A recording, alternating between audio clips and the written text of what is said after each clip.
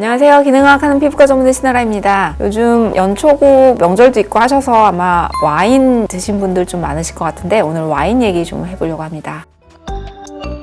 프렌치 패러독스라고 들어보신 적 있으신가요? 이게 1981년도에 처음 보고된 용어인데요. 프랑스 사람들이 담배도 많이 피고 좀 이렇게 포화지방이 많은 그런 음식들을 많이 먹는데 상대적으로 다른 국가에 비해서 심혈관계 질환, 심장병 같은 것들이 좀 발병률이 낮은 거를 두고 원인이 뭘까를 이제 파헤치다가 혹시 와인에 그런 원인이 있지 않을까라는 생각을 하게 됐고, 그래서 와인의 주 성분인 레즈베라톨이 그런 역할을 하고 있지 않을까라는 보고들이 되면서 그때부터 이제 와인이 건강에 굉장히 좋은 음식으로 알려져 있습니다. 레즈베라트롤은 여러분들이 잘 아시는 것처럼 와인에도 들어있지만 사실 와인에만 있는 것들이 아니고요. 포도, 사과, 라즈베리, 블루베리, 자두, 땅콩 이런 걸로 만들어진 가공품 등에 많이 들어있다고 알려져 있습니다. 지금 그림에서 보시는 것처럼 굉장히 많은 질환에 좋은 영향을 주는 걸로 알려져 있고, 여기에 피부는 빠져 있지만 제가 언젠가 노화 치료제 얘기를 하면서 와인이 이런 노화 치료제로 쓰일 수 있기 때문에 피부에 있는 노화세포들을 없애주는 그런 세노세라피틱스로 작용할 수 있는 성분 중에 하나가 와인에 들어있는 레즈베라톨이라고 설명해 드린 적이 있었습니다. 이론상으로는 이 레즈베라톨을 많이 먹으면 여러 가지 좋은 영향을 줄 수 있다고 돼 있기는 해요. 그러면 과연 우리가 매일 마시는 와인 정도면 그게 될까? 와인을 얼만큼 마셔야 더 좋은 효과를 다 볼 수 있을까가 궁금하시죠? 그래서 제가 그거를 한번 다시 정리를 해봤습니다. 결론부터 말씀을 드리자면 여러분들이 드시는 것처럼 와인 하루 한두 잔 정도 먹는다고 해서 그게 큰 효과를 주긴 어렵다는 거죠. 그동안 보고된 문헌들에 따르면 하루에 레스베라트롤로 150mg에서 1000mg 정도를 먹어줘야 우리가 원하는 약효로서의 효과를 볼 수 있는데, 그걸 계산을 해보면 보통 레드와인 1리터에 평균적으로 레스베라트롤이 1.9mg이 들어있다고 돼 있어요. 와인 1리터에 이만큼이 들어있는데 150ml를 먹어야 된다고 생각하면 와인을 105병을 먹어야 되고, 1000mg을 먹으려면 와인을 700병 정도를 먹어야 되는 거예요. 그게 하루 양이거든요. 그러니까 불가능하다는 얘기고, 실제로 프렌치 패러독스가 시작된 프랑스에서도 연간 와인 소비량이 약 43.4리터인데 이걸 모두 합쳐도 하루에 약 0.2ml 정도밖에 먹지 않는다고 돼서 레스베라트롤로 보면 우리가 치료 용량을 1000ml로 잡았을 때 한 5000분의 1 정도만 먹고 있다는 거죠. 그러니까 결국 레드와인을 적당히 마시는 것이 그런 프렌치 패러독스의 이유가 될 수 없다. 와인을 매일 한두 잔 마신다고 해서 레스베라톨이 보일 수 있는 그런 결과를 보일 수 없다라는 결론에 내리게 되고, 지금 그림 자료에서 보여드리는 것처럼 만약에 우리가 식품으로 그 연구에서 쓰여진 150ml에서 1000ml 정도의 레스베라톨을 하루에 섭취하려면 이렇게 많은 것들을 먹어야 되는 거예요. 사과는 2500kg. 저는 평생을 먹어도 못 먹을 것 같은데 사실은 그거는 쉽지 않고, 그래도 나는 레스베라톨을 정말 먹어보고 싶다, 이게 너무 좋을 것 같다라는 생각을 하면은 요즘은 보충제로 나와 있기도 합니다.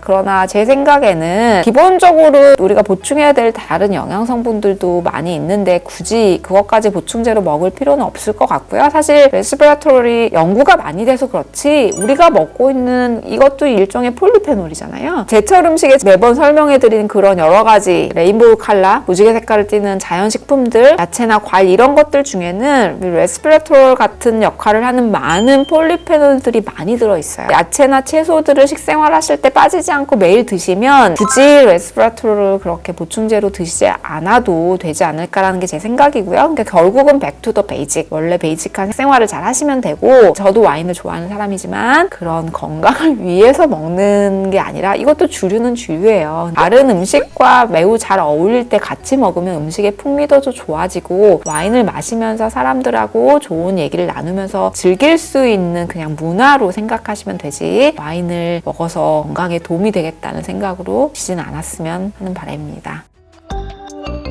제가 오늘은 와인에 대해서 좀 얘기를 해드려 봤고요. 항상 그렇지만 여러분들의 일상생활 속에서 도움이 될 만한 내용들도 찾아서 다음에 또 일기 코너로 찾아오도록 하겠습니다. 감사합니다. 오늘도 피부가 보내는 신호를 놓치지 마세요. 키능의학 채널이 도와드립니다.